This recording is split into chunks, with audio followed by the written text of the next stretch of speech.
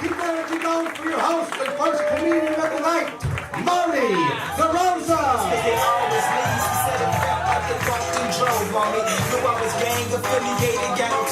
Yo, comedians, you know, how's everybody doing tonight? Okay. This side of the room, just nothing. You heard that, and you just were like, they got it. I don't have to worry about it. It smells delicious up here. I don't know. You guys got a little food? Okay. All right. You're already fanning yourself. I know. I'm a hot dude. I get it. I love the beer. Thank you very much. Shut the fuck up. Hey, don't heckle at all. Not that it was a compliment. I get it. You're very nice. I'm sure you're a decent person for the most part. But hush up. Just clap and laugh tonight. This is a JFL audition. So this is a big deal. For comics, it might not be for you. You know, you might be like, well, I worked at Target today, so I don't give a shit.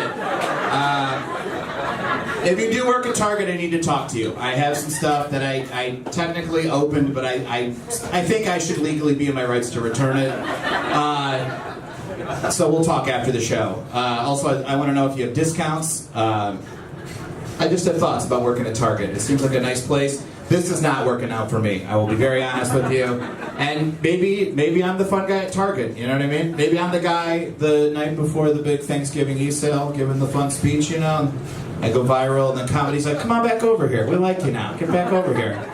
So tonight is the Just for Laughs audition, so you're going to see a shitload of comics. If they're your friends and you came to support them, that's awesome. Go crazy. But also, when other comics are up here, give them all the love and respect they deserve as well. Also, we're jam-packed in here tonight, so if your servers are floating around, get out of their way. Order a bunch of drinks. Get real drunk tonight. After the show, we're going to stay till 7 in the morning. I have so much cocaine, and I gotta get rid of it for real. Otherwise, I have to pay taxes on it. So let's get rid of all this coke I've got in my pocket right here. No kidding. If you have, okay, whatever. Just, you know the deal. Like, just like, I pride myself in being able to do just a little bit of cocaine. I don't know if anybody else has that same level of like, yeah, like one key bump, I'm good. I'm not like, there goes my life. I can do a responsible amount of cocaine, and I take a lot of pride in that. I don't know. Some of the other people are cowards and you're weak. You know what I mean? You're either afraid to do coke or you're like, well, there goes my life. I'm not that way, okay? I can handle it. I like it. I can just do a little bit in the morning and just do my fucking day, you know? That's it. Do you ever see the police dogs on the train and you're like, what exactly are you looking for? Just a little bit of coke? Because that's, yeah, okay, all right. And then the dogs, you're like, get out of here. You don't have that much coke. Get out of here. You ever see how the dogs are like, I love you. It's like, get out of here. So that's a thing. That's how I know I'm growing up. I was at a party the other night, and somebody said, you want to do some coke? And I was like, no, man, I got brunch tomorrow. I can't. I respect brunch too much to get all fucked up the night before, right? I want to enjoy my brunch. So I did like the smallest line. I was like, okay, now I gotta get out of here. And when I was walking home, I was like, I have really matured, you know what I mean? Like, old me would have been there all night, sitting reverse on the toilet, you know, doing that fucking move where you do the coke on the desk part of the toilet. You guys not know that? Okay, well. I'm cooler than a lot of these people, I guess, is what I'm trying to say. The other night I did do just a smidge of coke, like if you got a kid's meal and they gave you the coke in like a dinosaur-shaped bag. You know what I mean? I did that much. I did like the amount of coke where you go, aw, that's cute. But I got home and I was laying in bed with my girlfriend and she's like, why is your heart beating so fast? And I was like, oh, I ran up the stairs. And then like 3 hours later she goes, yeah, it's still beating real fast. I was like, oh, I did coke. Okay, leave me alone. Let me live my life.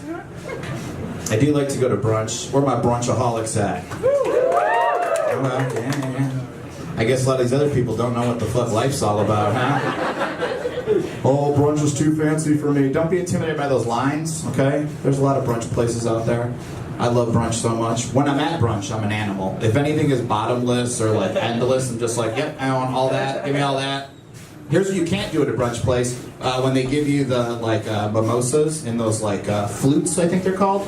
You're not allowed to put your whole mouth on it and then shoot it like that. They freak out at orange. Like, what are you doing?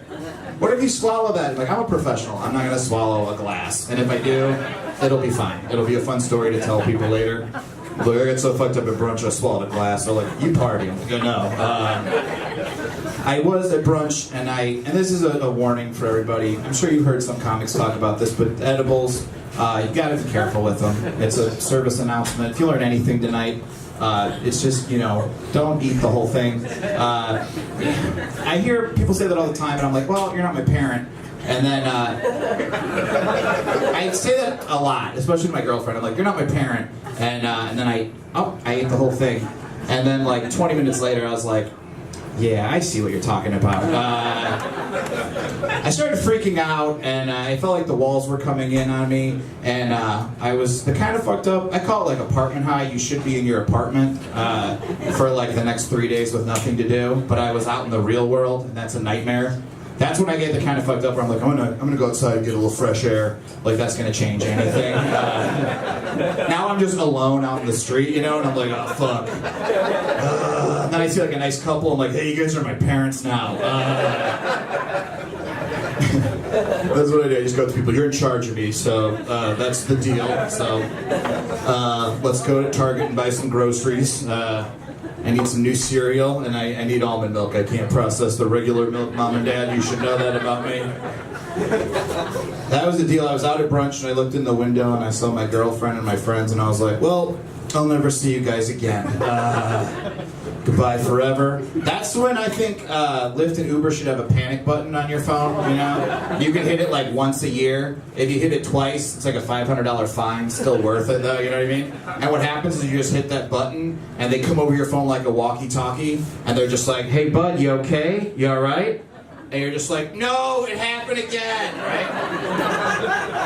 And then Lyft and Uber's like, we're on our way. And you're like, yeah, no, I'm not going anywhere, so take your time, my legs don't work. Now, as this is happening, a guy's doing one of those rides, and the Lyft driver says to the guy in the back seat, he goes, hey man, I'm gonna just drop you off right here. And the guy in the back seat goes, no you're not, I'm going to the airport. I paid for my ride, I'm getting my ride. And the driver goes, you don't understand. Somebody just hit the panic button, right? And then the guy in the back seat goes, oh shit, why didn't you say so? Just drop me off right here, right?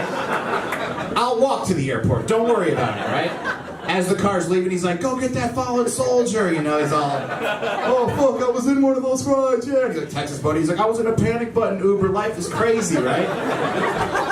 Then, the panic Uber pulls up to the brunch place, sees you on the corner, right? Doesn't just hit that button like, you got a minute to get in this car, otherwise we're leaving. They don't do that. They see your photo on the thing and on the phone, and then they look and they say, okay, that's him right there. And then they roll the window down, and ever so gently, the driver's just like, are you Marty? Are you Marty? And if you're me, you're on the corner, you're just like, I don't know, maybe, Aren't we all Marty at some points in our lives, right? Then the driver's like, that's him for sure. Again, he's not just like, get in the car. He gets out and puts you in the back seat. He's like, I'll be right back. And then he goes in the restaurant, he pays your tab, he gets your food to go, you know what I mean? Orders you like a side of extra crispy bacon to snack on the way home. Gets you like all the best dipping sauces. Dipping sauces you might not use, but it's nice to know they're there, right? And then he comes out to the car and he goes, hey man, I just talked to the chef. He said this food's gonna taste even better in a couple hours, so that's awesome. Also, I talked to everybody in that restaurant. Nobody hates you at all. Like, nobody's mad at you. Nobody was talking shit. In fact, everybody's like, that guy parties so hard, I want to hang out with him next weekend. So you got a bunch of phone numbers, right? Anyway, let's get you home. He brings you home. When he gets to your house, he's not just like, all right, you're here, bye, give me 5 stars. Nope. He brings you up to your bedroom. He tucks you in your bed like real tight, you know what I mean? Like your blankets are hugging you, you know what I mean? And then he puts something really fun on TV, Netflix. He's like, this is from England, man. People are going to be talking about this in a couple months, right? This is awesome. And then he takes your phone. He goes, hey, I'm going to take your phone right now. You're kind of fucked up. You don't need this right now. We don't want you texting like an ex or something, right? I'm going to charge this right here on your dresser. But then before he does it, he goes, oh shit, your dad texted you, said he's proud of you. That's awesome, right? Thank you guys so much for getting that. I just want to hug. Let's just form a line. Whoever laughed at that one. Then he plugs your phone in there, it's charging. He's like, all right, man, I'm gonna get out of here. But before I do, I just want you to know, this happens to everybody. You know what I mean? Like, you're still a big, strong boy, right? Then if you're me, you're in bed, you're like, yeah, I am a big, strong boy, right?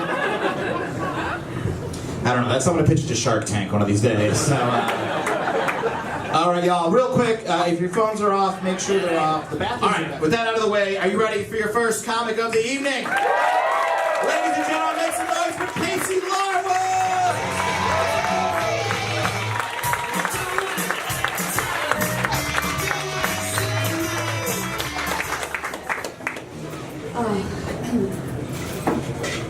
I went in for a routine checkup a few months ago, and well, we'll call her Dr. Kelly. She was doing the thing where she was, she was feeling my breasts, and she said, "All right, well, no lumps, but your right one's a little bigger." Then she winked at me, like while still holding the right one. Yeah, so it's like I'm not overreacting. That's fucking weird, right? Right? Okay, thank you, sir. On a related note, I am looking for a new dentist. So.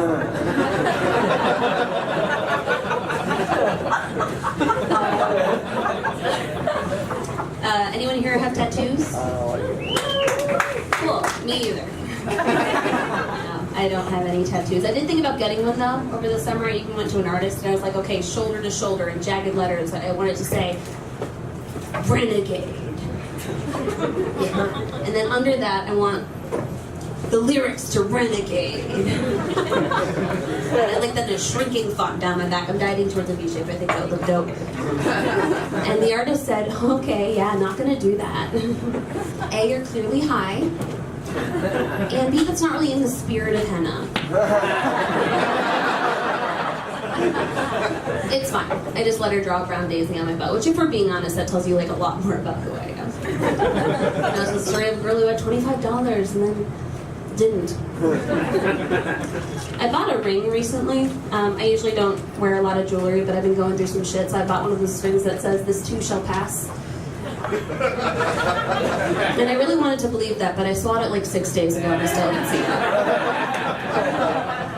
it. So, buyer beware.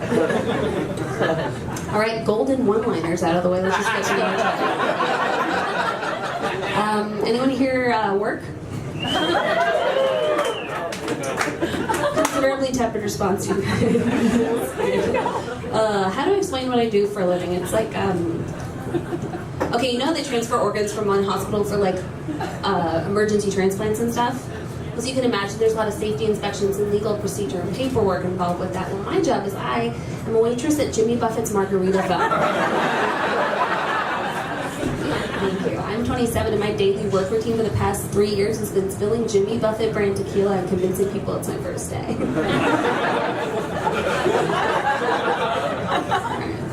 Moment of honesty. Clap your hands if you're willing to admit that, like, sometimes, occasionally, you pee in the shower. Alright, cool. So, like, no judgment.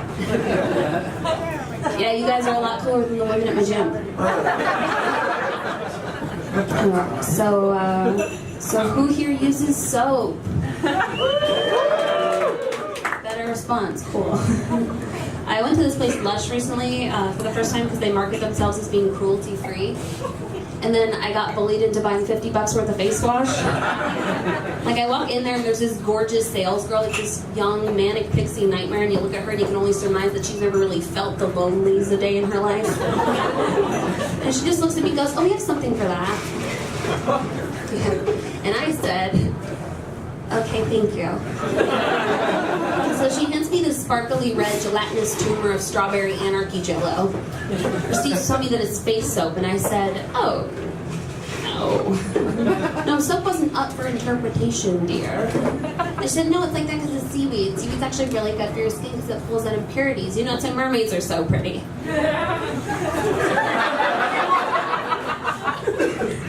And I said, "You make a very fuckable point." And I bought 3. It sucks though, because anytime I'm nice to other women, they think I'm just trying to fuck them. And it sucks that they're onto me. So I'm gay, which used to be like special and brave, but like whatever.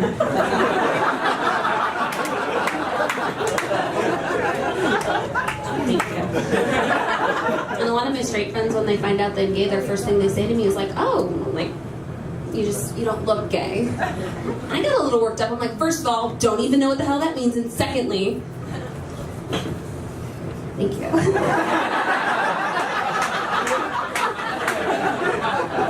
I know what it means.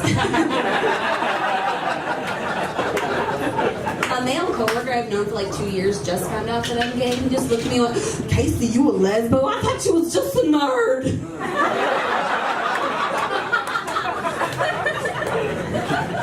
That actually happened a year ago, and it still like itches my organs to talk about it. But it gets a laugh, so it's like, do it for your art, you know?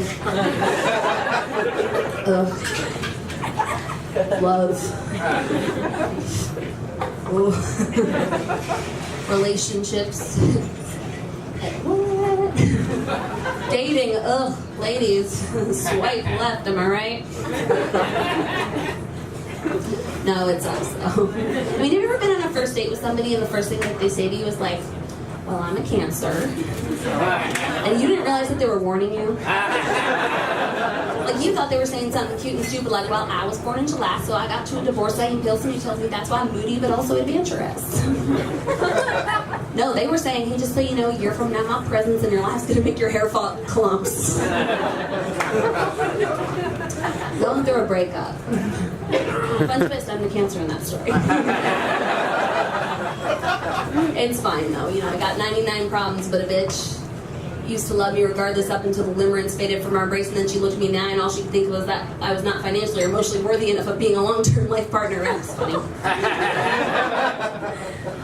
She and I were inseparable for like over a year, and 2 months after we broke up, she already had a new girlfriend, which I think is a little soon because I'm up here. I didn't think I'd be able to move on after that, but we used to have breakfast at this coffee shop near our apartment every Saturday together, and I was walking by there recently, no reason in your business. And I saw her, and she was in there with this other girl, and I couldn't even go in. I just felt my heart fall out of my chest, and then I thought, that's our date. That's our date.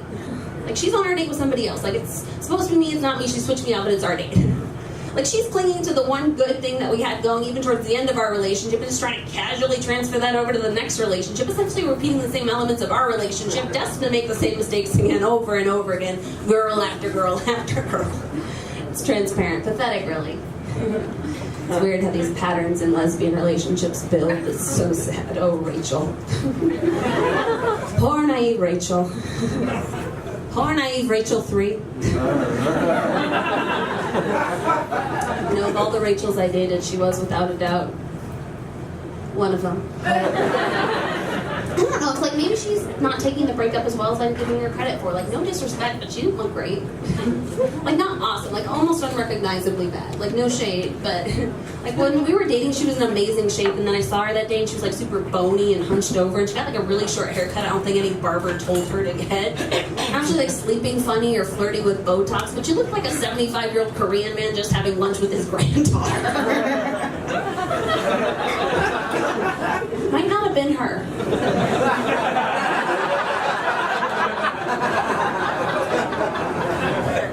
My point is that I'm doing fine, sir.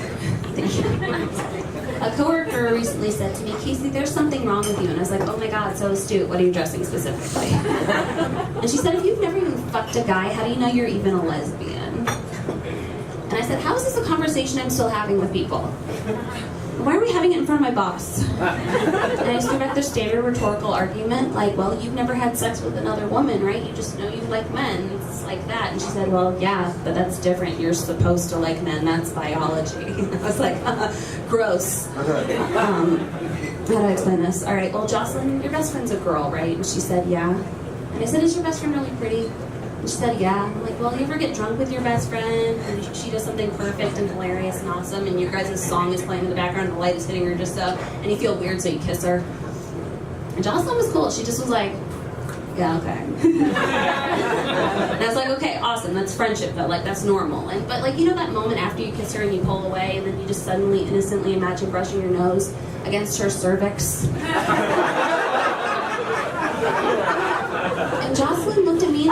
said, no. And I said, oh. Well, I do. That's all I'm thinking about all the time. Just like, ooh. And that's how I know I'm gay. And I know I should be thinking about the other things, like the result of the primary. I really don't know how my health insurance works. Can't wrap my head around any of that shit, because my primary objective life is if I want to fucking burrow it, just fucking burrow puss. So I'm either a lesbian or I'm a Doberman trapped in a lesbian's body.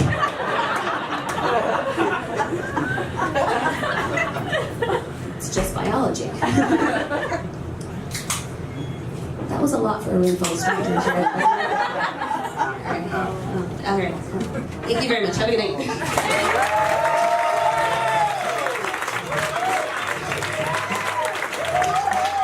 Larwood, everybody. All right, we're going to keep that energy rolling. Your next comic coming to the stage. Keep those hands clapping for Lucas O'Neill.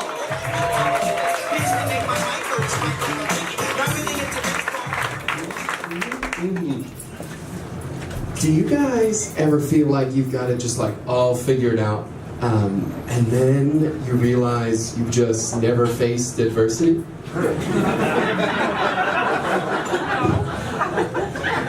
Where are my white guys at? Are we here? Oh, yeah, there we are. Sitting confidently. Yeah. That's how we sit. I just feel like my life's not going as well as the media would have me believe. I took a personality test. Has anybody ever been that lost? I took one, and the woman read the results to me, and she was like, "You need constant affirmation from others." And I was like, "Is that true?"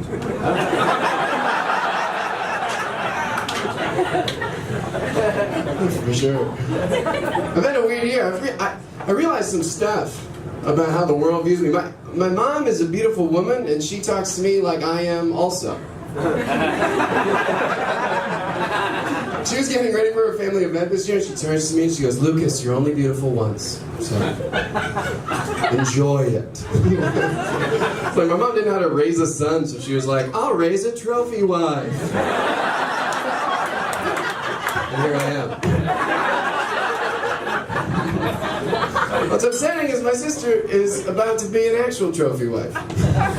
I know, she beat me to it. My sister's 31 years old, and she's marrying a 49-year-old man. Yeah, if you're uncomfortable now, that's me for however long he lives. I don't know, I just thought I was going to get a brother-in-law, and instead, I'm getting a stepdad. Which is pretty cool, you know. My parents stayed together, so I never got one. Maybe he'll buy me a PS2. Which would be dope. I say dope, and it sounds weird. And I think that's because, like, white people get slang hand-me-down. Once everyone else is done with the word, then we get to use it. You guys done with ballin' yet? No? That's cool. I mean, cool. See, this is why people don't take me seriously. People don't. My roommates don't, and I know that because we had those little Ziploc bag, tiny little strips of paper in it, and it was sitting on our dining room table. And my roommate Mackenzie comes up to me and she goes, "Lucas, just so you know, that is acid, and I don't want you to accidentally take it." Which is condescending. For a couple of reasons. Like, one, she assumes I don't know what acid is. I don't. But you shouldn't assume that. Two, she thinks I might just eat paper. That's how I deal with the unknown. What's that? Gobble, gobble, gobble. Woo! Yeah, I like acid. It's the taste you can see. She was right to assume I didn't know, though. Like, I have no street smarts. I am purely cul-de-sac smarts. It was hard in a sack. It was not. Everyone's life is a dead end, but you can turn it around. Pretty quickly. I get it. I have the vibe that I just came from writing thank you notes.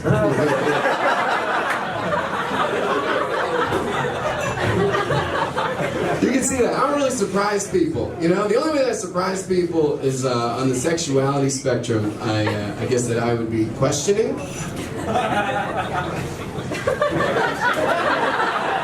Because I have sex with women and people question that. To my face. But when I tell people I'm straight, I kind of feel like I'm a 3-year-old just like holding up a picture I drew. I'm like, this is a horse. And everyone's like, sure, it's a horse. Super gay horse. Let's talk to that horse when he's 40.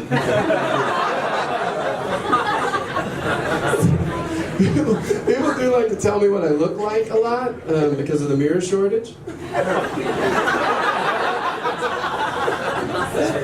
And I get this one all the time.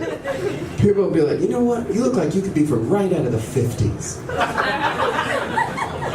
Because I'm a person.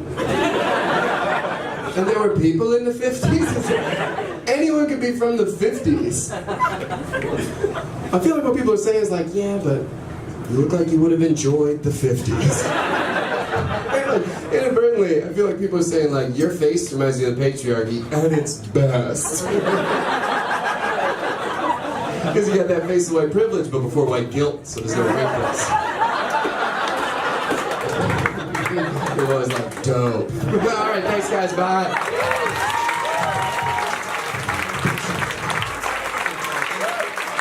Keep it going for Lucas, so here you go. Yeah. Alright, you guys ready for your next comic? Oh shit, you're gonna know him, you're gonna love him. Make some noise right now for Blake Burkhart.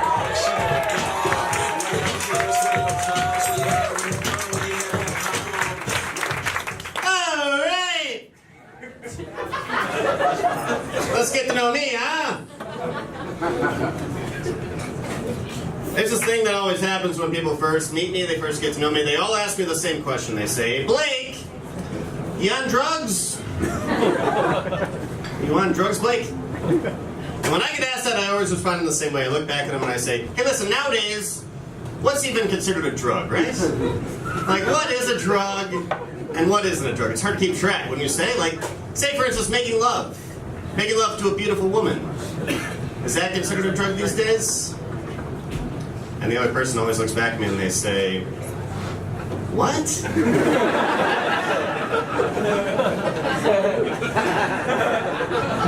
And that's when I go, all right, fine, to answer your question, I am on mushrooms.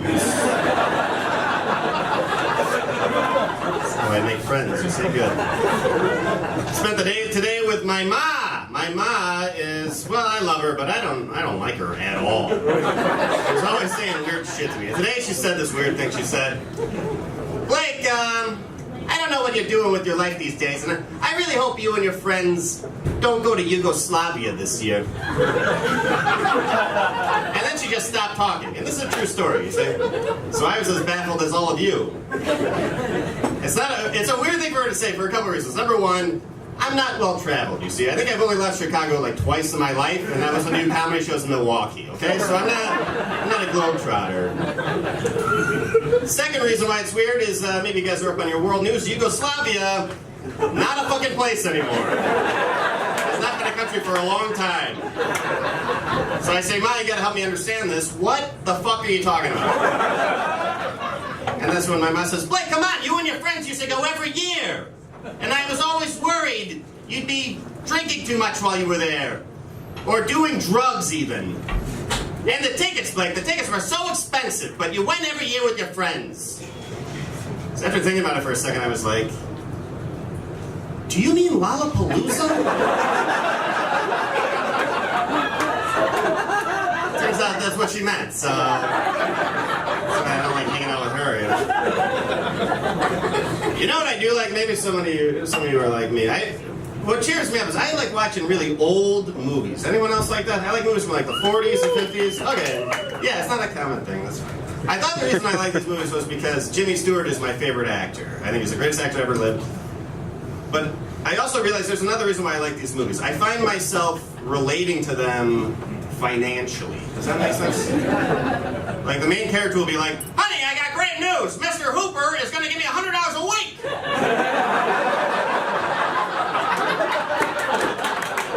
I'm watching that at home and I'm like, I'm not bringing in much more than that. I'm being honest with you, Jimmy. That's my Jimmy Stewart impression. Pretty good, right? Yeah. Oh yeah, thanks. One guy. I'll tell you, guys, I figured out a good way to do a good Jimmy Stewart impression. You can practice when you go home. Here's how you do it. All you do is you just have to act like you're really shocked by something, and then you immediately come to terms with it. So it sounds like this, like, hey, wait a minute. Well, all right, sure. Right. Everything's fine. Oh, wait, but no. Everything's crystal clear. Yeah. So I do the voice a lot. As you can tell, I like doing it. All my friends are sick of me doing this impression, and my girlfriend's very sick of it. So I do this thing now. Is anyone else poor like me? I think the best way to get around the city, I think any city now that has it, is Uber Pool is the best way to get around the city, right? It's fucking dirt cheap. I went across the city today to get here. It was like $3.50. I don't know how it fucking works, but it's the greatest way to get around town. And it's amazing because some of you rich people don't understand. I'll tell you what it is. When you get in the Uber Pool, you shut the door, and there's a person next to you, and the driver, and sometimes a person in the front seat. They're all strangers to you, right? But you just shut the door, and you go on a little mini road trip with your new family. And we all agree, like, it's a normal way to get around. But if someone told us about this 10 years ago, we'd be like, we're doing what in the future? Mini stranger road trips? No, we're not! Sure enough, we do it fucking every day, no? So, my favorite thing about the Uber Pool is when you shut the door and you're in there with your new family, right? They don't know anything about you, right? But you're in there together. And they don't know anything about you. They also don't know how your voice naturally sounds, right? So I'll just work it in the tube. I'm like, oh, wait a minute, wait, take left from Maple Avenue here. Oh, it's a shortcut? Well, sure. That's right, then. You guys are good.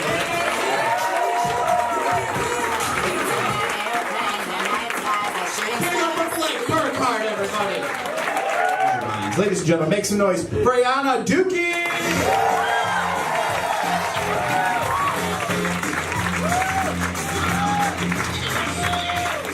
That was good. Congratulations. How are we doing? We're all doing fucking great. I'm happy to be here. I'm from New York. Don't do that. I live in a part of New York where I'm constantly offered Jesus and dick on the same block. Sometimes by the same person. It's awkward. My neighborhood, white folks are starting to move in. It's starting to look like this. And I'm cool with that, because white people, y'all bring some dope shit to the hood. Shit I fucks with. Like almond milk and yoga. Two things I can get behind. My only issue, though, is being the only Indian girl in yoga class. White women looking at me like I got all the answers. Bitch, I bought the Groupon just like you. I don't know what the fuck's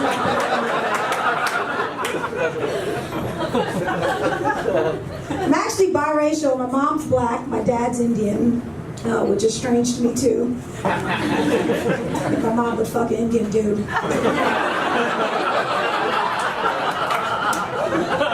Not sure who does that voluntarily. She did. And I appreciate her for that. Because I'm cute.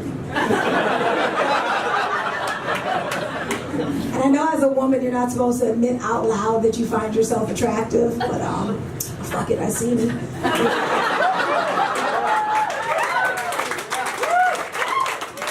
I'm symmetric as fuck. Very excited though, this good face did put in some good work this summer. Got a boyfriend, very excited about that. Very excited. A lot of hard work. I was on all the apps.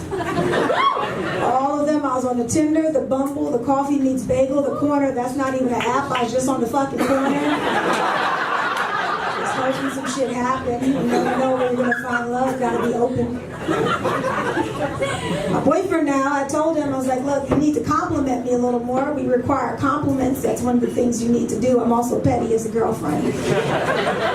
And he was like, okay, babe, I got you. I'm gonna try. I'm like, all right. So one day he comes up to me and he was like, hey, babe. you know what I think the sexiest thing about you is? I was like,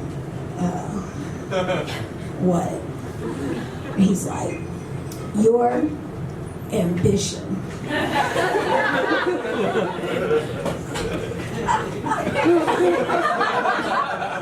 oh, so you think I'm fat? That's what I heard, right? Because there's no way you see me naked every day, you're gonna look me in my face and tell me the sexiest thing about me is some shit you run on a motivational poster. Like, look, the next time you want to tell me something sexy about me, this is not the time for you to be thinking outside the box.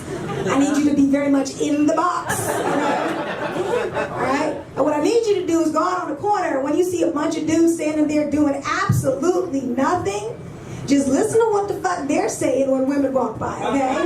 Just listen to that shit, write it down, repeat it back, play it to yourself, practice in the mirror, do whatever you gotta do, and just come back and spit that shit back to me. Because I've never seen a bunch of dudes on the corner doing absolutely nothing, see an attractive woman walk by and go, hey, you see Shawty's ambition? Damn, Ma, look at you. All motivated and shit. With that fat ass. It's never happened to me before. When I moved to New York, I thought I was going to find love and a career. I'm not sure about either of the two. I hate living in a city. I hate it from the bottom of my soul. It's too fucking crowded. Right? Here's the thing. I hate riding public transportation. We do it all the time because you see crazy shit on public transportation. I was sitting there one day minding my own business. This dude gets on, he sits down, he puts his book back down. He goes into his book bag. He pulls out a Kit Kat bar. He unwraps the Kit Kat bar. And then he just bites into it.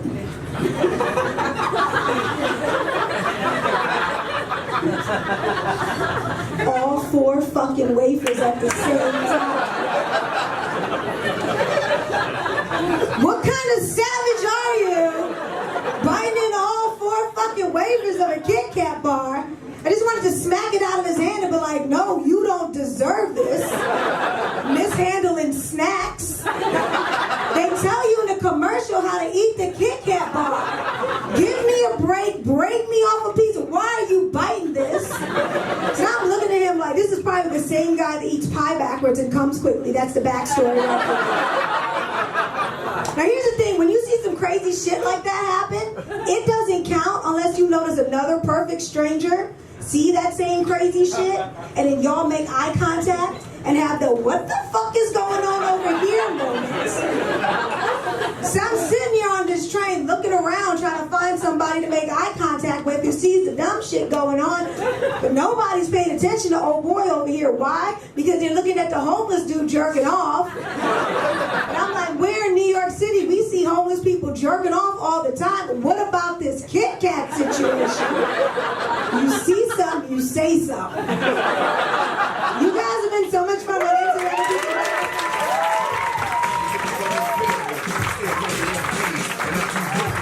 Here we go, for Ayanna Dookie!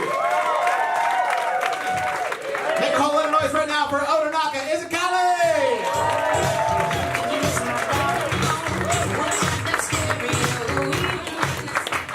Yo! Yeah, I'm excited to be here, man. Just want to dress like a Liberian flute player. Or at least tambourine player for the Roots, at the very least. Backup tambourine, I'm humble, okay? Man, I tell you guys about myself, man. I grew up in America and Nigeria, so I think that makes me Dominican. I'm still trying to do the math on that. Yeah, like, man, when I say I'm Nigerian, sometimes folks look at me with like, oh, wait, that's funny, because you don't look Nigerian. And I never know what to say to that. Like, yeah, that is funny, because I didn't think you looked stupid, so I guess we were both wrong. I don't know what Nigerian is supposed to look like. Am I supposed to walk around with an email scam t-shirt and a fuck Boko Haram sign? Making clicking noises? Loading my dart gun? On top of an elephant? About to finish a marathon? In my loincloth? Too many things? That being said, if I take off this hat, my forehead is definitely from sub-Saharan Africa. That is, without a doubt, the lineage of my hairline. Thanks, Dad. Appreciate it. No, but like, I was born in Atlanta. I was born in Atlanta. I was raised in Atlanta. I went to high school in Nigeria. People are incredulous when they hear that. Wait, hold on. Wait. So you were born in America? And then you went back to Africa? Why? Like, folks come at me like the only reason you should ever visit an African nation is if you're getting something out of it. Like adopting a colored baby, or responding to an email from an African diplomat. You know, dropping off white guilt, the important things. Going there to learn about your culture seems out of the question to people. But I gotta admit, I had some weird misconceptions in my head when I went, man. I was 15 when I went. Never been there before. I remember my first day of class in Nigeria. I'm sitting around in the classroom, and I'm nervous because I know I'm the only American kid in this classroom. And whenever I'm nervous, I gotta pee. So I walk out the classroom to go pee, and then I'm like, oh shit, I don't know where the bathroom is at. But then I'm like, hey, this is Africa. We just pee wherever we want, right? That's what we do here. So I walked up to the first tree that I saw, started pissing on this tree, turn around and realized the tree that I picked was in front of not only my classroom, but the whole 10th grade block of classrooms. I just peed in front of my whole grade. Whatever, Kanye shrugged it off, walked back to class, sit down. This dude taps me on the shoulder. He's like, I don't know what you guys do in America. But here in Nigeria, we pee in the bathroom. So, learn that lesson the hard way. Black Panther made $1 billion. Broke records, man. Shit was incredible. It's awesome. People talking about the diaspora and shit. It was great. I'm not bitter about Black Panther at all. I'm not. I mean, I've only been African my whole entire life, and nobody gave a single fuck. All of a sudden, this movie about a made-up place comes out. Everybody's like, Wakanda forever! So, bitch, where is Wakanda? I'm not bitter, though. I can't be bitter. I look like I sell 9 bags of Wakanda. I can't be bitter. But I understand, though. I understand, because America's a weird place that makes you forget about where you're from. You know what I'm saying? Like, black people were brought here, we were robbed of our roots. You know what I'm saying? White people don't even know where they're from in America. Like, Irish and Italians used to come here, and they weren't even white, they were Irish and Italians. Ask a white person where they're from now. They're like, I don't know, Denver, Caucasus Mountains. Yeah, America's weird, man. America's a melting pot that melts away your identity. So I understand that when a movie comes out about a made-up homeland like Wakanda or Israel, I get the hype.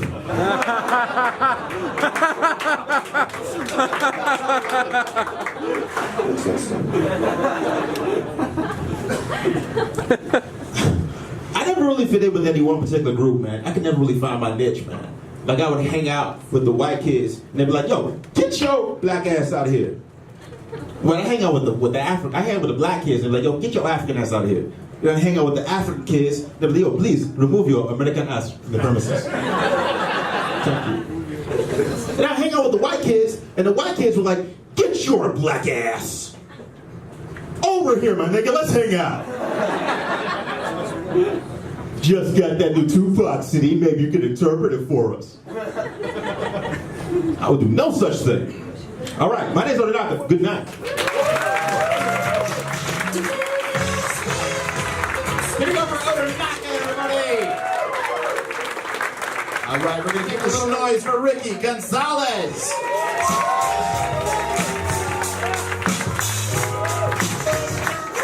Yes, excited to be here. Love stand-up comedy. One thing I did realize, though, is I don't think I'm ever going to be a big, famous, fancy superstar. And I was trying to figure out why, make an excuse. I figured out who to blame. It is easily my dad's fault, 100%. I blame him because he loves me way too much. That's not how this is supposed to work. No struggling artist ever accomplishes their goals and dreams with the love and support of their father. He should be very ashamed of how I live my life. Talking about my dick to strangers, being paid in PBR. This is not a life he should be condoning. But no, he's a super fan. Comes to most of my shows. hangs out in the back. He films my sets, takes pictures. He's got a foam finger holding a microphone he waves around. He will even heckle me. My own father will heckle me. I'll be telling a joke from the back of the room. I'll just hear him scream out, "I'm so proud of you! Believe in yourself!" If he doesn't think the crowd's hot enough, he tries to start chants. He's like, "That joke's awesome! Clap, clap, clap, clap, clap! That joke's awesome! Clap, clap! Beach ball! All right, we're having fun." I'm like, "Stop! You are ruining my life." It's very embarrassing. Anytime I walk into a comedy club, the comics are like hanging out at the bar. They see me walk in. They're like, "Oh, hell yeah, Ricky's here tonight." After the show, his dad takes us out for ice cream. I'm like, "No. God damn it. It's not the rep I want." He thinks the reason I'm not big time is because I won't let him be my manager and agent. He thinks that's what's holding me back. So he'll take initiative to try and win me over. Here's what he does. He films my comedy, uploads it onto Facebook for all his idiot friends, family to see. He writes the most ridiculous status, and then he just tags random television stations. Like, that's how it's gonna work for me. Logged onto Facebook, had all these notifications. I was like, "What the hell is this?" I see my dad's post. He goes, "Here's the real Big Bang Theory. My son's jokes at CBS, at ABC, at NBC, at Lifetime, at Comedy Central. Tune in. You're welcome." Asshole. He's a lawyer. I don't know how he gets any clients. His office is literally just full of hundreds of photos of me and nothing else. And like framed newspaper clippings with my name in it from Little League 30 years ago. Like every day he goes to work, it looks like he's just trying to solve my homicide. Gets any clients in this war room he built for himself. Speaking of a lot of love, my girlfriend and I recently got engaged. That was something we did. Oh, thank you. This happened, so the day after we got engaged, I started my day job up again, where a lot of people don't believe this. I'm actually a kindergarten teacher. I work with 5-year-olds all day. That's what I do. Oh, a lot of women said, "Oh, yeah." Oh, that's what women say when they see my paychecks, too. That's so cute. It's like an adorable amount of money you make. It's like a check for a Barbie. That's fine. So I'm in kindergarten the first day. My boss comes into the room. She says, "Ricky, I need to see you after school." So I assume, oh, they found out I got engaged yesterday. They're going to throw a surprise party for me. Awesome. School ends. I'm walking in her office. I don't know if you ever know like a surprise is coming for you, but you don't want to ruin it. Like I can't walk in there like, better be chocolate cake, motherfuckers. That's very big. Don't want to do that. So I'm putting on the like, "What you guys" face, and I walk in immediately. I realize, well, none of my friends, none of my coworkers in the room. It's just my boss, some other administrators I don't even know, sitting at a table. They tell me to have a seat. I swear to God this happened. The day after getting engaged, the day of teaching kindergarten for the first day, they fired me. I swear to God this happened. Yes, again. I agree. And I didn't get fired for anything that happened in the classroom that day. Like, that's insane. Like, no teacher's that shitty. We all had horrible teachers. Yeah, they last a lifetime. We know this. They told me what happened was the head of the school, who was not there, found out I do stand-up comedy, and he saw a clip of me doing comedy online, was so offended, he said I needed to be fired immediately. And it gets worse. All of them bust out pieces of paper with typed up word for word, line for line transcripts of my act. They then proceed to go through each joke one at a time, telling me why they are not funny, inappropriate, and crosses the line. As a comic, we always think our biggest nightmare is a horrible heckler. No. Sitting at a table with your employers as they perform a fucking table read of your act back to you is a hell I did not know existed. They go, "Wow, Ricky, in this first joke, you say your paychecks are so small, they should be for Barbies. We don't think that's funny and inappropriate." And I'm like, "Well, you don't think that's funny because you're butchering the delivery. I think we can all agree that's not. It's not for everybody." I'm getting madder. I'm like, "Half of you guys have been to my shows. You know I do. Why is this a problem?" They go, "Well, you use your real name and not a stage name. That's a problem, too." I'm like, "Yeah, the thing about that, Gravy Dickbeard was already taken. Sorry, bad job. That's great." And then even now, I'm throwing a tantrum. I'm like, "I don't even post my comedy online. How'd you guys even see this?" They go, "Your dad posted a video onto Facebook and he tagged the school." I'm like, "Ah, you motherfucker." All right, that's my time. Thanks a lot.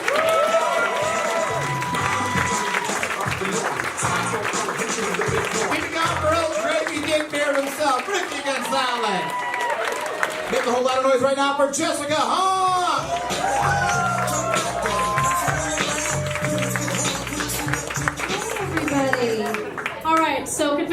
did do a good scan of the room before I got up here, and I noticed it seems like a pretty hip progressive crowd. So I'm not sure how many of you all can see race. So just in case, I am an Asian person. Thank you. When people realize this about me, a frequently asked question is, what kind of Asian am I? And I do not like to tell people. It's not because I'm ashamed, okay? I have no reason to be. I'm one of the best kinds. Top 5 for sure. It's just that when I tell people what kind of Asian I am, they assume that that's me agreeing to be a part of the very boring conversation in which they rattle off all the shit they know about my kind of Asian. Do you know what I mean? They'll tell me about foods they've tried. It's delicious. Yeah. They'll tell me about adoptees in their family. You try for a second to care about that. How? This is impossible. It can't be done. But the worst thing, and this happens too frequently, is that they will try to impress me with the Asian words they know. That's right, they'll just say them out of context and wait for me to, like, I don't know, be proud. It's really terrible. And because I'm interested in making us all more empathic people, I would like to demonstrate for you all just how painful that is. Is that okay? Yeah. Great, great. Sir, where are you from? Houston, huh? Texas.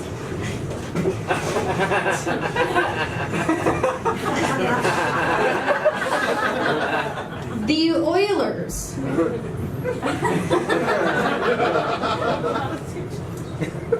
Beyonce. You see how this is not a conversation? Like, and it's awkward for you, right? Like, what are you supposed to do with all of that, you know? And for me, it's made worse by the fact that, you know, in my Asian language, and in fact in every other language, there are all kinds of vowel noises and consonant noises that your sweet white American tongues are not trained to pronounce. And so all of those things come out just like mangled and terrible. It's awful. And I know that I could demonstrate that part for you here by saying all of those things in a very thick Asian accent. But you all have been media trained to laugh way too hard at that for some dumb reason. And I do not trust it. So I'm not going to do that. You've seen a lot of comics. You're going to see a lot of us. We all do this comedy stuff for different reasons, right? For me, I have one real clear purpose. I do comedy because I am actively trying to become a famous person. Thank you so much. It's true. Now, fame, you know, why fame, right? Mostly, I would just like to lower the bar for how nice I have to be on any given day. Do you know what I mean? Because, like, you guys know how the bar for celebrities is just stupidly low. Like, if you encounter one in the wild and they make a little bit of eye contact and don't verbally acknowledge your poverty, they're so nice and down to earth. You know? That's where I want the bar to be for me, okay? You know, because I don't love interacting with strangers. If it were up to me, the maximum amount of social interaction that I would be like required to have would be something like this.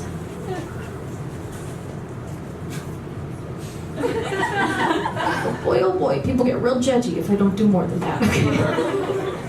However, I would like to point out that if I were Oprah and I did this, that's a story to tell your grandchildren, okay? So,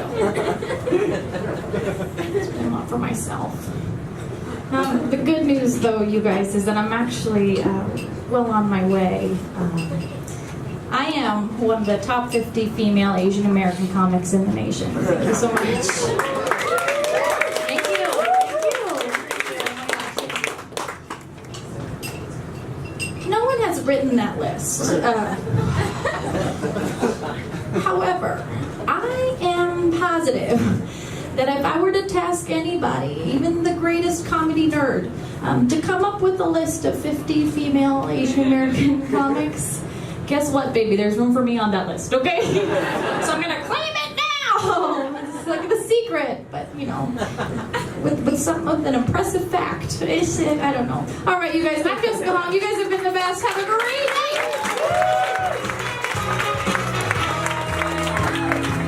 Hey guys, keep it going for Jessica Hahn. All right, you guys ready for your next comedian? Make a whole lot of noise right now for Sayjal Joshi.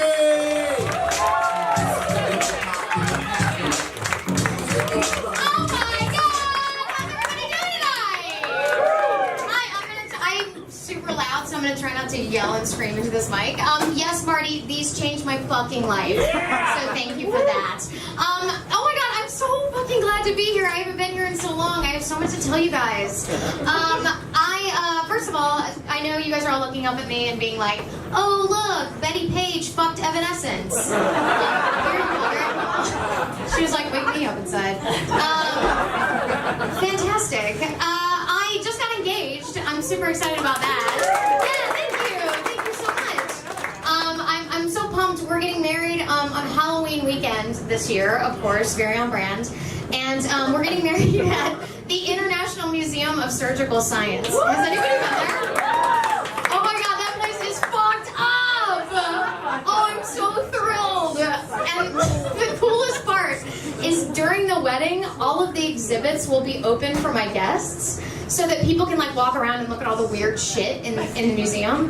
There is going to be so much finger blasting happening at my wedding. There are nooks and crannies all over the place. People are going to be like making out next in the polio exhibit next to like an iron lung. There's going to be motherfuckers dry humping next to aborted fetuses in jars. It is good. Yeah. It's really all about love, though, you know? I'm just really excited. I'm also half Indian, which is crazy. Where are my Indians at? Cool. And I also think I'm cute, so I see you. And I also don't know why my mom fucked my dad, because he's a troll, not just because he's Indian. But he's 4'11", and my mom is beautiful, so there's hope for trolling. You're welcome. I'll give you his number later. It's 10 digits long, because he's in India. But all growing up, I grew up in North Carolina, and all growing up, I thought my dad was like super weird because he was foreign, but it turns out he has bipolar disorder. So that's a relief. I hate children. I don't have a joke for that. I just wanted to let everybody know. I'm on my period right now too, so that's fucking cool. Where are my menstruators at? Thank you, sir. You know, though, I feel like menstruation is a spectrum. So, like, anybody can bleed internally and be a bitch. I think that that's totally open to everyone. So I met my boyfriend, or my fiance now. It's so weird to say fiance because it's like we both call each other that, so it's just weird. I don't know why. And I met him on OkCupid because I'm 100 years old. Has anybody ever been on OkCupid? I know everybody uses apps now and shit, like Tinder and all those other ones. But I met him on OkCupid, and when I first had sex with him, I was also on my period at the time. And man, I fucking love having my period, you guys. And I was on it at the time, and I was like, do I tell him that I'm on it? Or do I just surprise him? Because I feel like there's so few surprises left in life. I don't want to like spoil that for him. So I didn't say anything, and then after the bloodbath, I looked him right in the eye, and I was like, I was a virgin.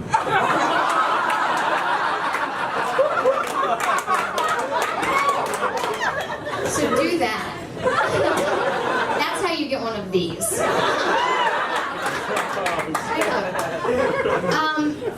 Before I started dating him, I worked on a cruise ship doing comedy, which is its own brand of hell. And I had just gotten out of a 6-year relationship with a guy who didn't want to marry me, which was awesome. And so my friends were like, oh, you have to go on this cruise ship and like fuck everybody just to like get him out of your system. And I was like, okay. And so I'm really bad at that. And so I ended up having sex with this guy who was a 22-year-old a cappella singer from Holland, Michigan. So he was down to fuck anything. And I am so out of practice that I wore a full body Spanx when I went to meet him. And I don't know if you guys have ever worn Spanx, but like it was like a wrestling singlet. Like it was like a hole, and there's a hole in the crotch so that you can pee out of your Spanx. But it's like so fucking awkward to take them off in front of someone. It's disgusting. It's like cutting open a sausage casing.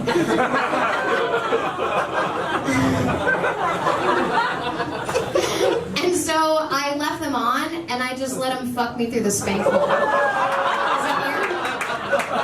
Thank you guys so much. I've been saying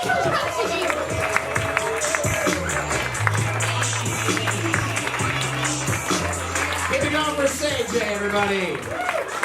That's what I'm talking about. I want you guys to go absolutely crazy for the next guy, Joe Kilgallon.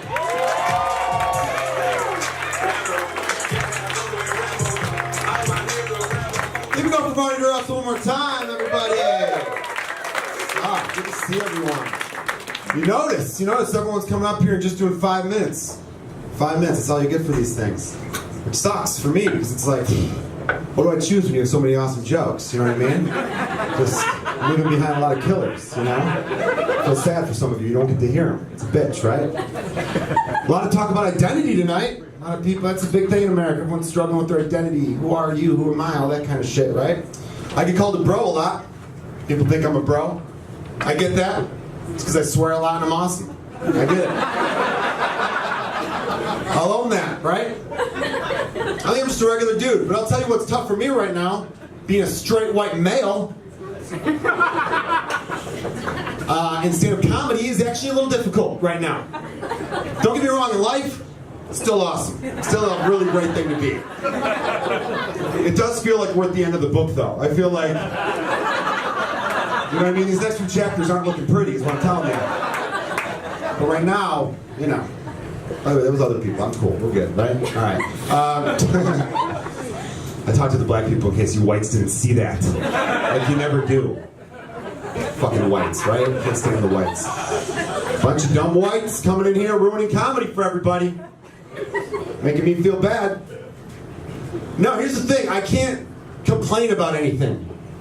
Being a straight white dude. I have no right to complain about anything. And I don't know if you picked up on this, but the whole genre of stand-up comedy is complaining. That's the whole genre.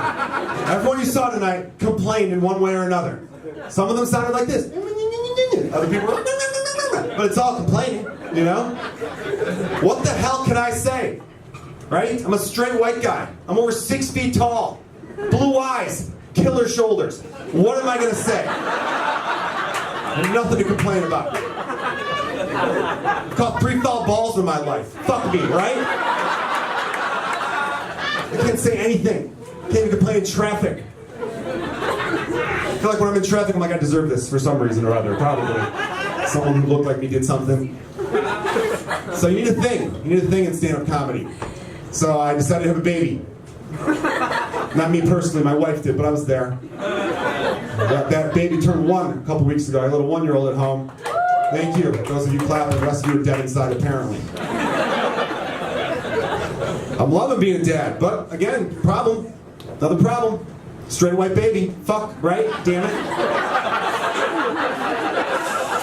Probably another one of those in the world. Who needs that? I know some of you are thinking, how can you tell he's straight? He's a baby. Oh, I can tell. Okay? Some people have gaydar, I've got straight dar. I can tell. All right? There's a lot of signs. Kid loves tits. Loves tits. Favorite TV show is Entourage. Dude is straight. You know what I'm saying? Like, kind of obnoxiously straight.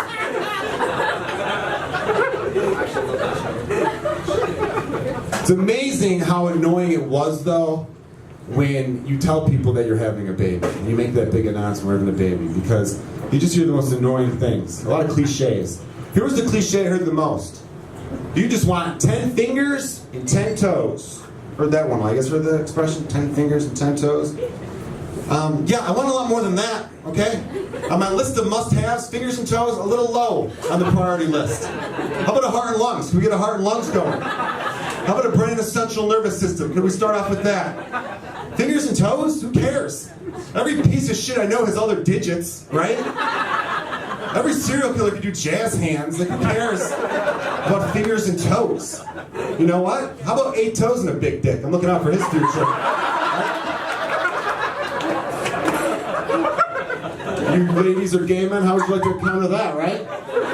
Hooking up with some dude, he's swinging some pipe, right? You look down, he's missing a couple toes? That's not gonna dry you up, girls, right? That's not gonna ruin the evening.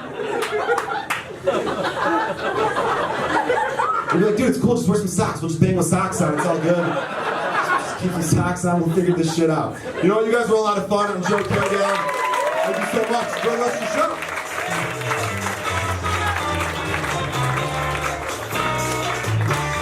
Give it up for Joe Kilgallon, everybody. All right, next comic coming to stage. Make a whole lot of noise right now for Jason Salmon.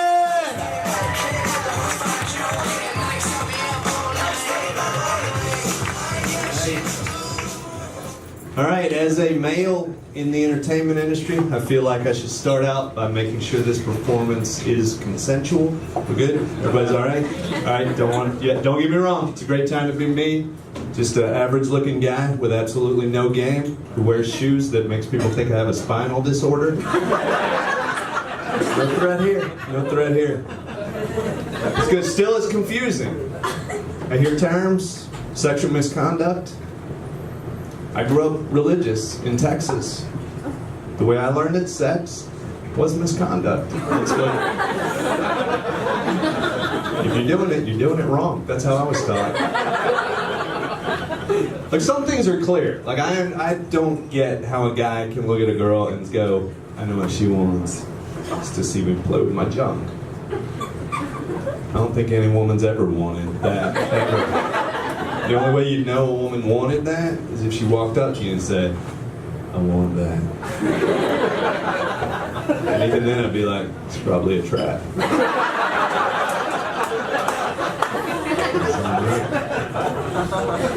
It's all confusing to me. I've had to learn about politics. I didn't want to learn about politics. I want to watch sports. And now they're pretty much the same thing. I used to think I was too dumb for politics. Now, I'm not sure I'm dumb enough. I don't know if you're clapping because you're like, yeah, I think you're dumb enough. I think you're right. It's a weird spot to clap right there, but thanks. My dumbest friend started posting political stuff, and I was like, do you have anything to back this up? And he's like, well, I've got a 1,005-word essay. And he sent it to me, and I'm like, nope, that's not an essay, that's a meme. And despite what you've heard, the picture's worth does not factor into your word count. It doesn't.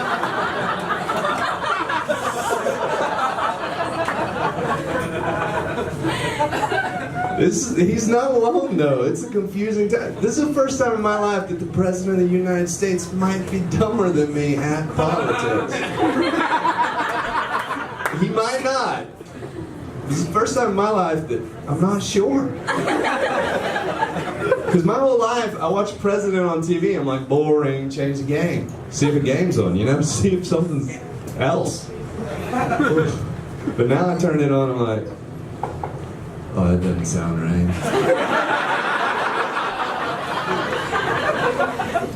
That seems oversimplified even for me. Why does he describe everything like it's a Mountain Dew commercial? Is that right?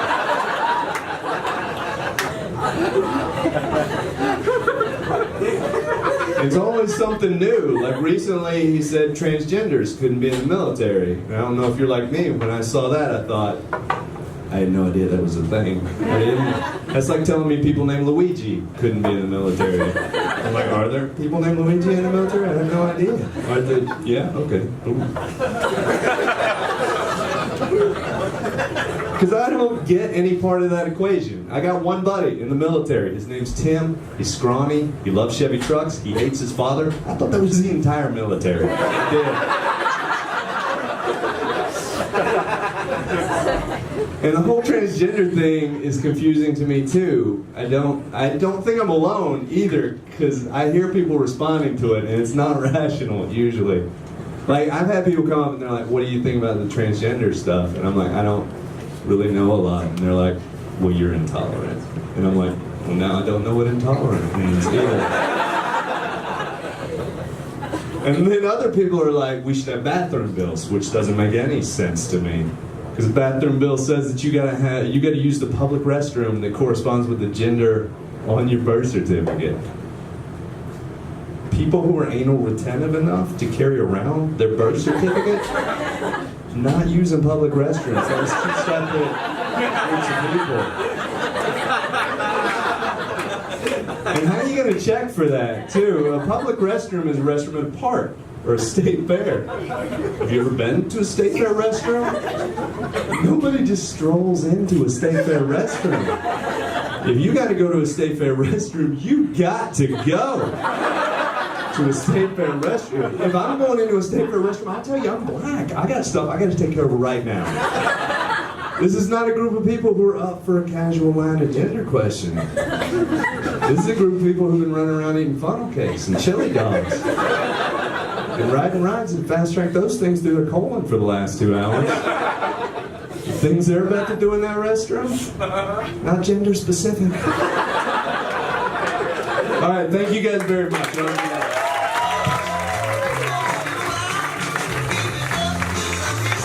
it up for Jason, everybody. Make a whole lot of noise right now for Erik Scott.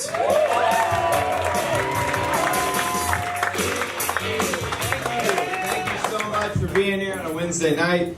You guys seem very nice. I appreciate that. I did a show a few weeks ago, and half the crowd was Amish. Yeah, like the ones you've read about, you know? Yeah, I was really nervous about it. It actually went really well. I think it's because I told them I was very famous, and I knew they couldn't look it up. So,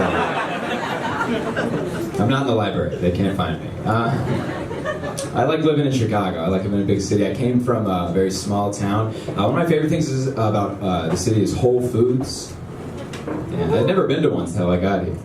I like the vibe there. I like that there's women drinking wine while pushing a shopping cart. You know, that's classy. But I don't shop there. It's very expensive. But I try to recreate that vibe for my life, you know. Apparently, drinking a 40 at an Aldi's isn't classy. That's a misdemeanor, actually. That's what they told me. I was talking to a family friend recently, and she said, you know, I feel so bad for people in your generation. You all go to college, you're all drowning in debt, and you're all receptionists. I was like, you know someone who's a receptionist? How in the hell did they get that job? I'm interning at a dog walking company right now. And if this golden retriever doesn't write me a letter of recommendation, I may never be an Uber driver. So, it's tough out there, you know? I'm trying to keep up with the news, with politics. A lot going on. I know women are angry. Paying attention. I do, and I'm on your side. I really am. It is weird to me that large amounts of men in Congress are choosing for women, mainly like reproductive rights. That's weird for me, you know. Not even like the issue itself. It's just weird that men are choosing for women. You know, because as a 24-year-old guy, I don't know what the hell's going on with a woman. I just believe whatever you tell me. You can be like, yeah, Eric, every month I get my period and then I go out the woods and I shed my skin like a snake. And I'm like, yeah, and it's beautiful, okay? You're so strong. Just be nice to me. Is that Would you be nice? I don't know anything. I do have a girlfriend, and my girlfriend told me recently her ex-boyfriend's been texting her. She texted back and said, hey, I've got a new boyfriend now. It's me. Next day, he texted her back and said, I wish you the best of luck, Eric seems really funny. Yeah, he Googled me. Watch one of my stand-up clips on YouTube. That was tough. I was like, maybe you should give him another chance. He sounds great, to be honest. He's got good taste, if anything. You think you made too quick of a decision to... When I'm not doing this, I do have a job. I'm an indoor skydiving instructor. That's what I do. If you're not familiar, it's a vertical wind tunnel, produces enough air that simulates free fall. You actually fly around, people love it. It was recently voted in the Chicago Tribune as the #1 place to bring your stepkid.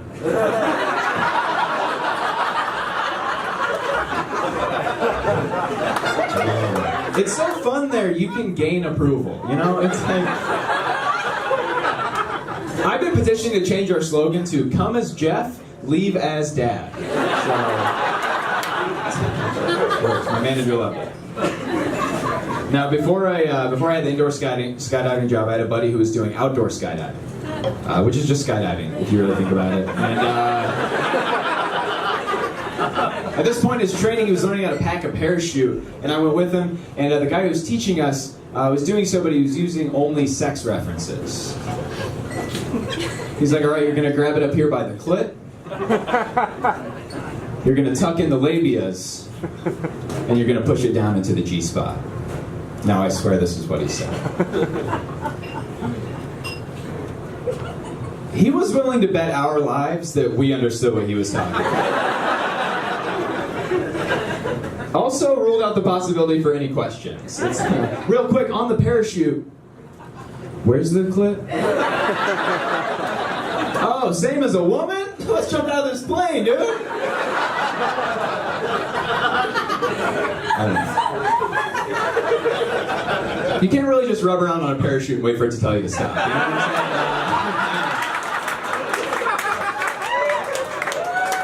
saying? A parachute's never faked its opening because it cares about my pride.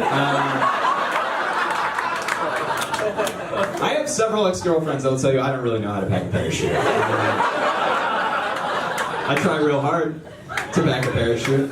You know, some nights they'd rather just pack it themselves. I imagine just getting on the plane and the guy's like, I hope these kids get pussy or else they're gonna die.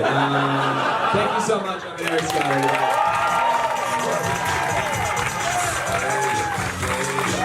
Give it up for my stepson, Erik Scott, everybody! Yeah! You're gonna love her. Make a whole lot of noise right now for Allison Dunne!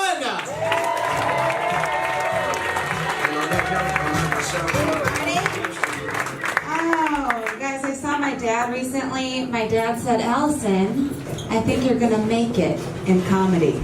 You're gonna make it. That's sweet, right? I was like, yeah, Dad, you've never said anything like that to me before. Can I ask you why you're saying it now? And he goes, yeah. Well, you're attractive enough that men want to pay attention to you, but not so attractive that they won't take you seriously. Like, yeah, Dad, kind of like how you were enough of a father figure that I can't say I grew up without a dad. But not so much of a father figure that I wouldn't grow up to feel the need to spend my Wednesday nights telling dick jokes to strangers. Not so much so that I'm now mentally stable, kind of like that. Yeah, my dad told me I look like if Taylor Swift grew up in Indiana.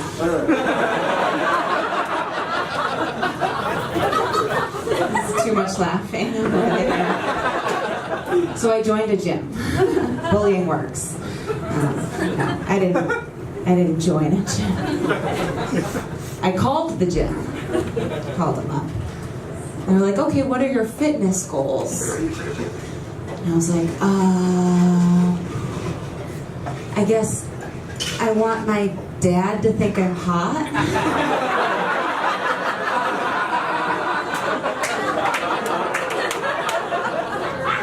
And they're like, yeah, you don't need a trainer. You need a therapist. What's going on? See, I'm 29 years old. I've never been in love. This table's like, really, daddy issues? Never been in love? That's crazy.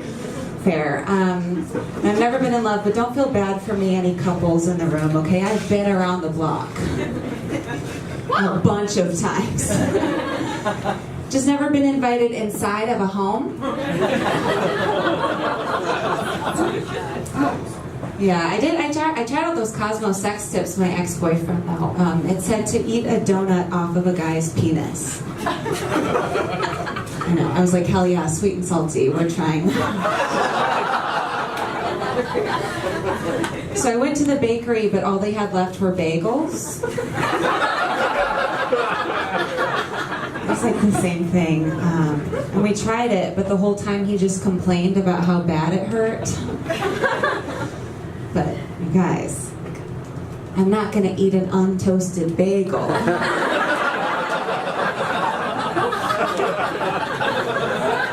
I'm not a savage. It also said that men like to be woken up with oral sex.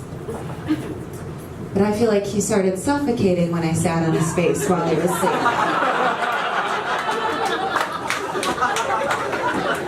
Laughing very hard over there. Has that happened to you? I'm 29, I've never been in love, I told you that. I'm also 29, and I have never had a pregnancy scare. Oh, thank you. I have had a few abortions.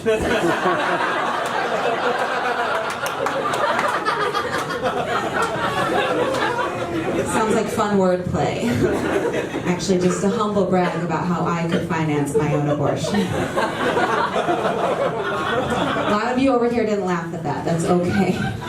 My mom never laughs at that joke.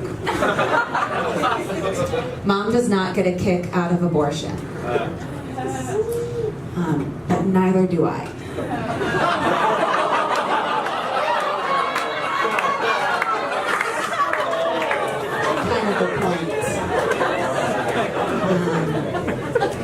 I'm going to tell you one more story about my mom. My mom was a single mom growing up, shocker, and she used to go on a lot of dates. And one time she came back from this date very quickly because this guy told her she had beautiful eyes. So she closed them and said, okay, what color are they? And he didn't know, right? So she knew it was a line. She put $20 down to pay for her half of dinner, got up, and left the restaurant. Which, like, stuck with me. I thought it was pretty badass, right? Yeah. And I was recently in a situation where a guy told me I had beautiful eyes. So I closed them and said, okay, what color are they? And he didn't know. So I was like, what would Patty Dunne do, right? As I put $20 down to pay for my half, got up, got dressed, left his bedroom, left his apartment, because my mom taught me to respect myself. Here we go from Marty DeRosa.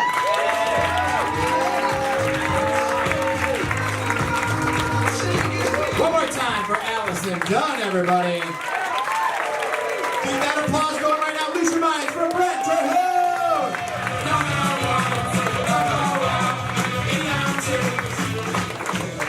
Thanks for coming out tonight. My name is Brent. I do shows in weird places. I just got back from a show at a dance club, and I don't know if you can tell by looking at me. I don't like to dance. The girl at the front, she's like, why don't you shake what your mama gave you? I was like, I don't know how I'm supposed to shake scoliosis and a low self-esteem.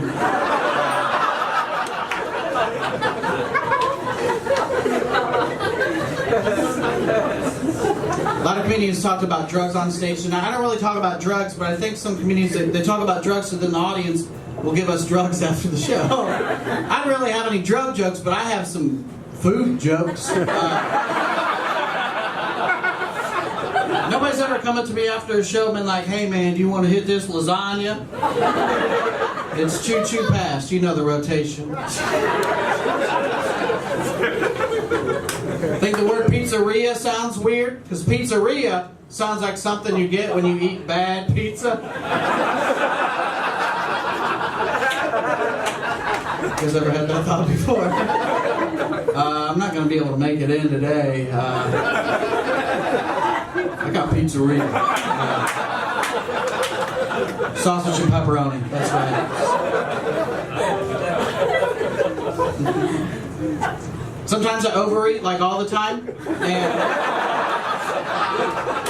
I go through the drive-thru, order like enough food for 2 people, but it's just for me, so I still pretend like it's for 2 people, because I'm ashamed of myself. Let me get 2 burrito supremes and, oh, what did she want? 2 more burrito supremes.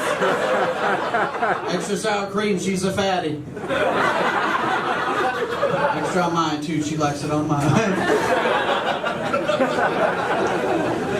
Just a lazy dude. Have you guys ever noticed the more dirty dishes you have, the bigger the spoon you'll use?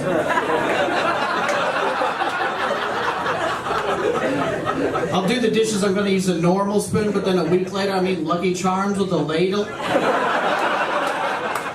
Out of the crock pot. Why is everything in this house so big all of a sudden? Same thing with a cup. With the cups, I go through the regular glasses and the plastic cups and the coffee cups. Next thing you know, I'm drinking Mountain Dew out of a wine glass. This is a pretty good year for the dew. Pairs well with these pizza rolls.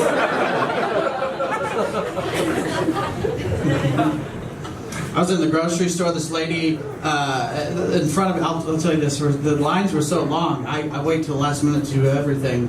It's around the holidays. Lines were long, I'm standing at the end of this line, and the line stretched back into the adult diaper section. I'd never been there before, but I know eventually I will. So I started doing my research. They had the brand of adult diapers that everybody knows. That one's called Depends. But the store brand right next to Depends, that one was called Certainty. That dude should get a raise. You made me laugh in the adult diaper section at Kroger. Are these going to keep me from ruining my pants? Certainly. What about these? Depends. I'm like, look, I got pizzeria. I need something good. Sausage and pepperoni. I didn't used to always be a stand-up comic. I was a substitute teacher for a day. It was a half day. It's weird being a teacher because I was never a good student myself, like especially in history class. Like it took me almost a whole semester to figure out that LBJ wasn't Spanish for oral sex.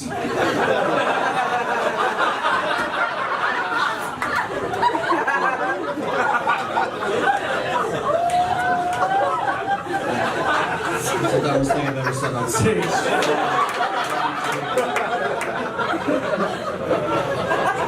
My dream job's not stand-up comedy. I've always wanted to be a Bigfoot hunter. That's the only career you can tell your parents you're going to pursue, and they're like, whoa, maybe you should stick with comedy. That's how crazy that one is, that this one makes sense. There's a show on TV called Finding Bigfoot. It's been on for 9 years. They've never found one Bigfoot. I want that kind of job security. If I told 50 jokes and 5 were funny, I would get booed off stage. But if you find no Bigfoot over the course of 9 years, they give you a season 10. And it's called Bigfoot hunting, but it just looks like camping, and I can do that no problem.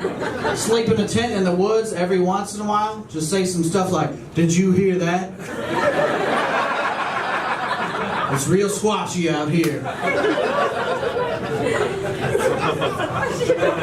I like ghost hunting shows. That's pretty much the same show. Ghost hunting is just Bigfoot hunting indoors. That's all that is. There's one scene in every ghost hunting show. They're walking around. They're like, "It got really cold in here all of a sudden." That means there's a spirit present. If that's the case, I wish my house was haunted seasonally. Like middle of July, I would be scared but comfortable at the same time. Ah! Oh. I just saved a lot of money on my electric bill by switching to poltergeist. There's been a lot of fun hunting.